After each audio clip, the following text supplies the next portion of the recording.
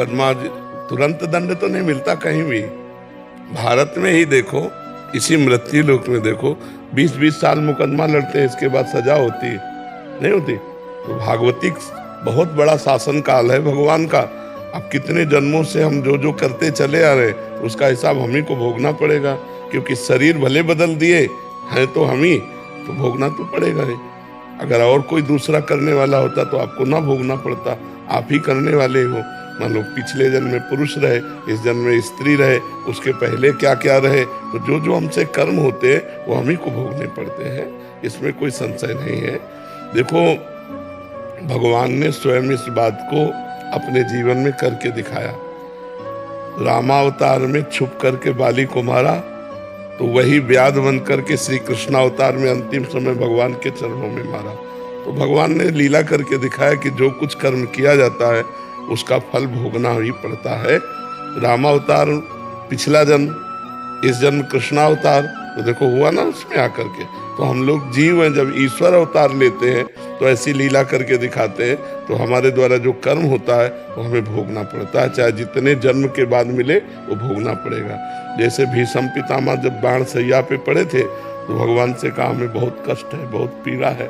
एक कांटा लगे तो कितना कष्ट होता है, फिर बाणों की सैया में हम 100 जन्म तक देखते हैं कोई पाप नहीं हुआ ऐसा। तो भगवान ने कहा और आगे देखो, मतलब हमारे हजारों जन्मों का हिसाब किताब है जो हमको भोगना पड़ता है। और अवश्य में भोक्तव्यम प्रथम कर्म शुभाशुभम, गीता में भगवान ने कहा। उसी जन्म में क्यों नहीं मिलता? उचित तो यही है, लेकिन अब कानून है सरकार का, बहुत बड़ी सरकार है, तो उसका हिसाब किताब चलते चलते कई महीना कई वर्ष व्यतीत हो जाता है। यहाँ भारतीय सरकार का, वो भागवतिक सरकार के तो अनंत ब्रह्मांडों का हिसाब है, तो जन्म के जन्म व्यतीत हो जाते हैं। तुरंत अगर मिल जाता तो और बढ़िया रहता है। तो फिर जो कष्ट आते हैं वो मतलब सहे कैसे? मतलब पूरे परिवार को वो सहना पड़ता है। हाँ सर, तो वो पूरा संयोग होता है। जैसे किसी बकरे को जिंदा भूनकर खाने में 10 लोग बैठे थे, अब वही बकरा तुम्हारा लड़का बनेगा आके अकेला, और कोई बनेगा माँ बाप, कोई बनेगा बहन, कोई बनेगा परिवार, कोई बनेगा रिश्तेदार, कोई नातेदार, और ऐसा कर्म करेगा सबके डंडे चलेंगे, सबको जलना पड़ेगा, सबको रोना पड़ेगा।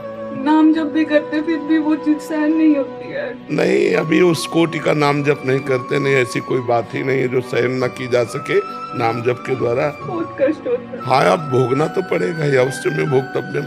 अब कष्ट तो देखो, तुम कितना भजन करती हो हमें पता नहीं, लेकिन हम कितना भजन करते हैं इतना हमें तो पता है ना। और हमारी दोनों किडनी फेल है, तो भोगना तो पड़ेगा, पर हम रो के नहीं भोग रहे, हम हंस के भोग रहे हैं, क्योंकि हमारे द्वारा किया हुआ कोई कर्म है, उसका फल आया है। भगवान का भजन करते हुए मुस्कुरा के भोग रहे। अब तुम कमजोर हो तो रो के भोग रहे हो। कमजोर मत बनो, बलवान बनो, नाम जप करो, प्रसन्न रहो।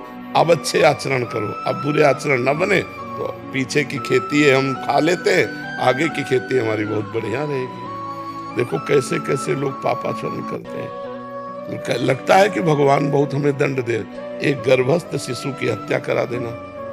आप लोग अपने में विचार करो, क्या ये पाप नहीं करते? गृहस्थी में गर्भ हत्या करा दी, वो भी तो जीव था, वो भी तो तुम्हारा लाला या लाली थी, तुमने मरवा दिया। अब उसका जब कर्म परिणाम आएगा, ऐसे कितने पाप है कि आप लोग करते हैं जिनको पता ही नहीं कि हम पाप कर रहे हैं। कोई माता को दुख होता है, अगर उसका बच्चा आंगन में खेलता हो, कोई एक चाटा मार दे तो टूट पड़ेगी, और अपने गर्भस्थ गर्भ रूपी आंगन में बच्चे को वो स्वयं नष्ट करवा रही। अब बताओ, क्या ये भ्रूण हत्या, गर्भ हत्या पाप नहीं है? महापाप है। कहाँ मान रहे हो? क्या किसी जीव को काट कर, उसके अंग अंग काट कर उबाल कर खाना पाप नहीं है? क्या अंडे में बच्चा नहीं पैदा होता?